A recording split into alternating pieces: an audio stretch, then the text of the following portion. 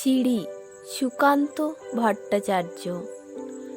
আমরা সিঁড়ি, তোমরা আমাদের মাড়িয়ে প্রতিদিন অনেক উঁচুতে উঠে যাও, তারপর ফিরেও তাকাও না পিছনের দিকে।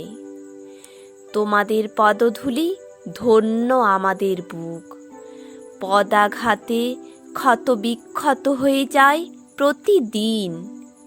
তোমরাও তা জানো, তাই কার্পেটে মুড়ে রাখতে চাও আমাদের বুকের ক্ষত, ঢেকে রাখতে চাও তোমাদের অত্যাচারের চিহ্নকে, আর চেপে রাখতে চাও পৃথিবীর কাছে তোমাদের গর্বোদ্ধত অত্যাচারী পদধ্বনি।